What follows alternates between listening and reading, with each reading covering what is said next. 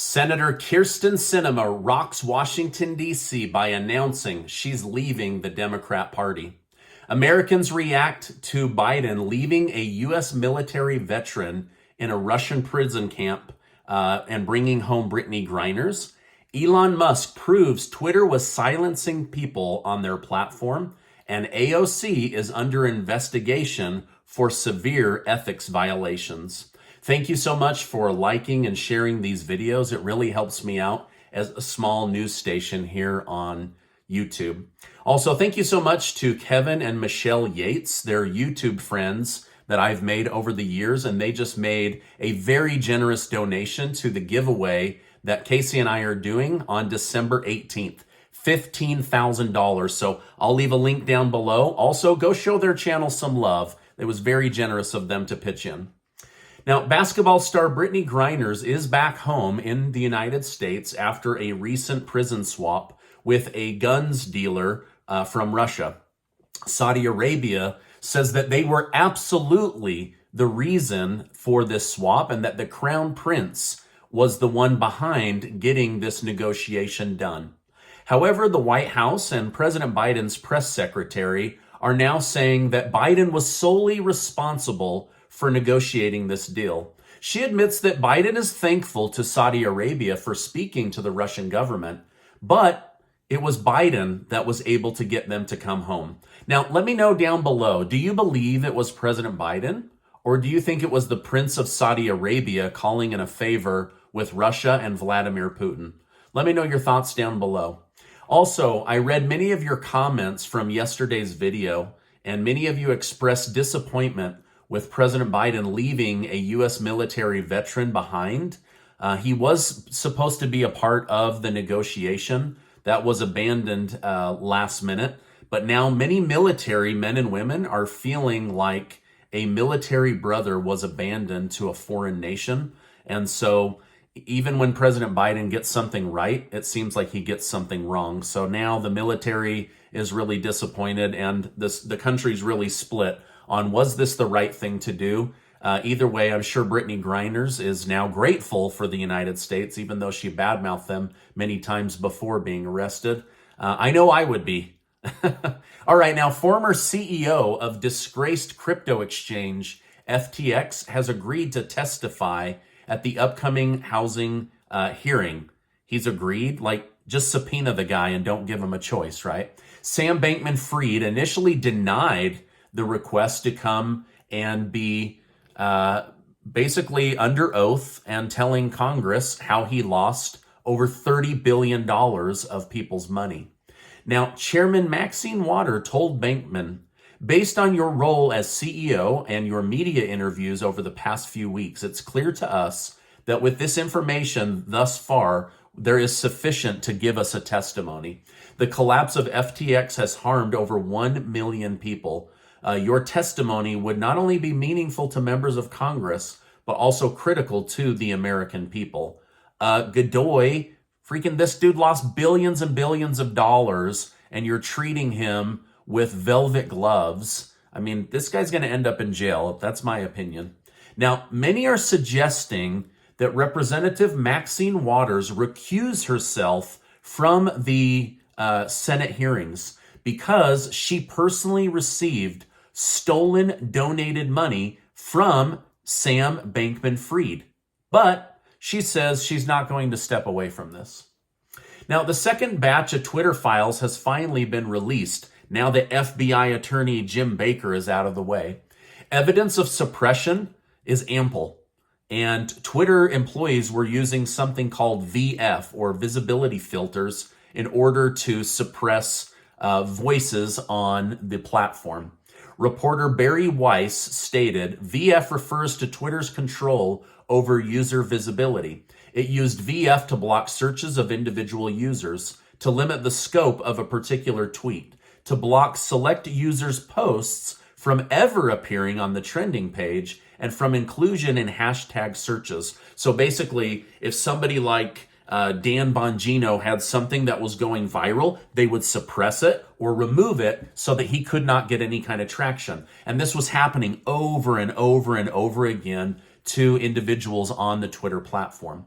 While the company had an official team that followed company policy to handle these issues, there was a higher up secret team that handled specific high profile cases like senators, the ultra wealthy, very popular conservative voices like Dan Bongino. I guess he used to be like a Fox News guy. Now, this group consisted of people like CEO Jack Dorsey and head of trust and safety, UL Roth. These high-profile cases were sometimes political. For instance, one account called the Libs of TikTok was suspended for encouraging violence on hospitals because the account claimed that gender-affirming healthcare was child abuse. When the owner of this account's personal home address was leaked and posted on Twitter, called doxing, they said, this isn't violent and this won't result in anything. And so they allowed it. It was complete and total hypocrisy.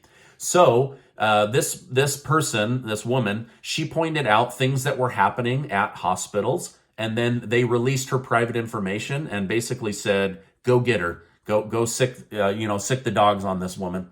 So anyway, they were totally lying.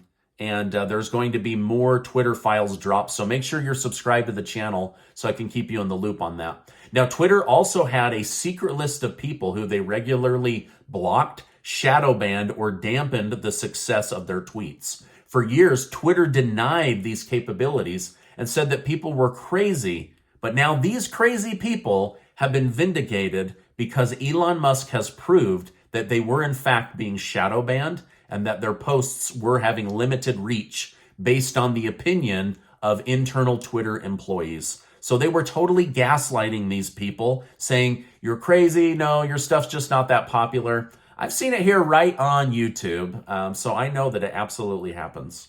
Now, the White House has expressed just how disappointed they are in Elon Musk for drudging up this old information. But my guess is they're butthurt because it hurts them, because so many of them were actually involved in this.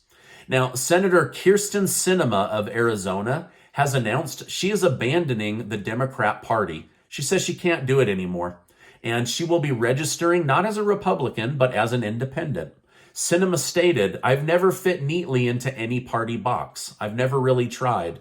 I don't want to. Removing myself from the partisan structure not only is true to who I am and how I operate, I also think it provides a place of belonging for many folks across the state and the country who are tired of this partisanship. I know I'm tired of it. All right, now this announcement came right after Democrats were just told, hey, you guys have control of the Senate. And now she just removed herself as a Democrat. Now, I don't know how much this will really affect the Democrat Party. Some are saying this is a major blow to Biden and the Democrat Party. Others have pointed out that Bernie Sanders has been an independent for decades, and he almost always votes with Democrats. So in the end, this big deal may or may not be a big deal. Only time will tell. It was recently discovered that the biggest donors to Kyrsten Sinema's campaign were actually Republicans and not Democrats. So that may have had something to do with swaying her away from the Democrat Party. Representative Alexandria Ocasio-Cortez is under investigations for severe ethics violations. Remember when she wore that fancy white dress with red letters that said tax the rich to the Met Gala? Well, guess what? It turns out the mega rich don't take kindly to people threatening their money.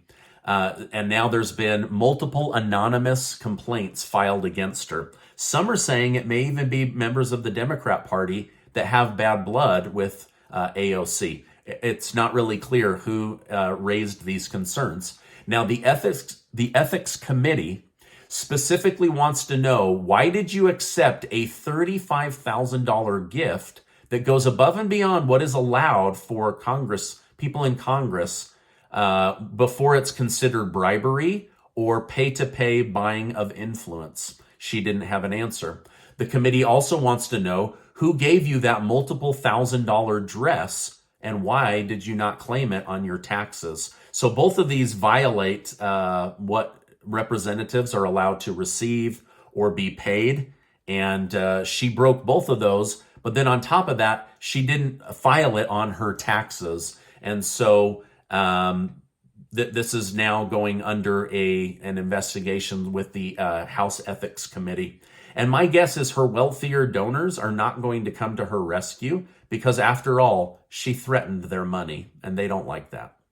Now, Elon Musk is concerned about his safety amid everything that he's doing to shine sunlight on all of the bad behavior of Twitter.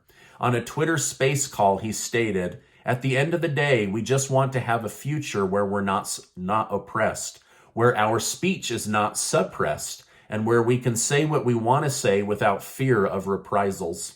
Frankly, the risk of something bad happening to me or even literally being shot is quite significant. It's not that hard to kill somebody if you want to, so hopefully they don't, and fate smiles upon the situation with me and it does not happen, but there's definitely some risk there." So he's a little bit nervous that exposing this is going to make him enemies that may want to take him out.